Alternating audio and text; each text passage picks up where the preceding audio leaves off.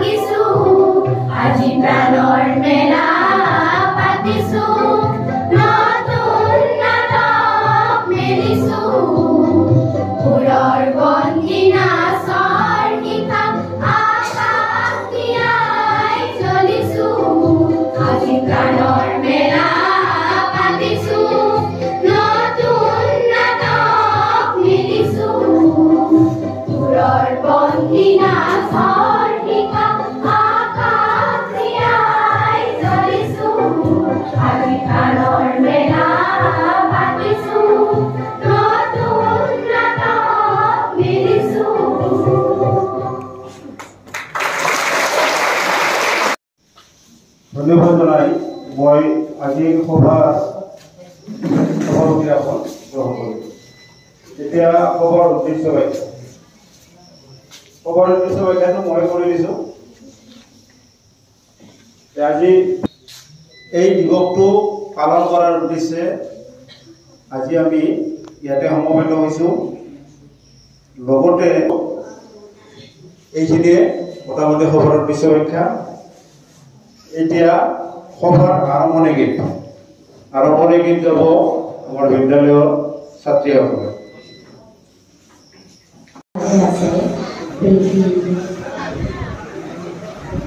বিহুৰ তলি চিঠম বাহিৰ কৰুণপুৰ বৰুকাভৰৰে নাচনৰ তাল ভাগে জনতাৰ চকুৰ পানীৰে বুৰ মাজনিশা কোনে গাজালেদি আক্ষেপ কৰি যায় বিষ্ণুৰাভা নাই নিজান চেলত তুমি সাৰে আছে ক্ৰূৰিতাৰ দেৱাল বন্দী তোমাৰ কণ্ঠৰ সুৰ নাচোনৰ লয়া তুমি সাৰে আছে আৰু জাগ্ৰত জনতা নিদ্ৰাবিহীন ৰাতি বিষ্ণুৰাভা এতিয়া কিমান ৰাতি বিহু পথাৰত ৰৈ আছো আমি ৰৈ আছে এয়া মনোৰমা সখী ৰাজপথ জুৰি নৱ উন্মেষ ধৰি হেজাৰ জনৰ অবিৰাম কুৰুলি সকলোৰে মুখ প্ৰশ্নমুখৰ আজি বিহুৰ ৰাতি কাৰাগাৰ দ্বাৰ কেতিয়া মুকলি হ'ব বন্দী সৃষ্টিয়ে কেতিয়া প্ৰাণ পাব প্ৰাণহীন আজি গীত মাত সুৰ প্ৰাণহীন বিহুতলী বন্দী শিল্পীৰ বেদনাৰ জীৱনৰ উন্মাদনাৰ সঁচা আবেগৰ ৰূপ মাজনিশা কোনে মৰি খালি জুৰি চিঞৰি উঠে কল্লোল বন্ধু জীৱনৰ কল্লোল দাস কেপিটেল 11 পৃষ্ঠা বাকী মাজনিশা কোন ত্ৰিনয়নে কহে পোহৰ পোহৰ হৃদয়াচলত ৰবি নৱজীৱনৰ প্ৰৱেশ দ্বাৰত ইতিহাস ৰল সাকি বিষ্ণুৰাভা আকৌ তুলিকা লোৱা ইটাৰ দেৱালত আঁকি যোৱা সেই ছবি যি ছবিত ফুটে হেজাৰ শিল্পীৰ উত্থান অখ্যাতজনৰ আশা আবেগৰ ফুল ইটাৰ দেৱালত জিলিকি উঠিছে দাস কেপিটেলৰ সপোন শেষ নিশা কোনে ৰাজপথেদি ৰিঙিয়াই কৈ যায়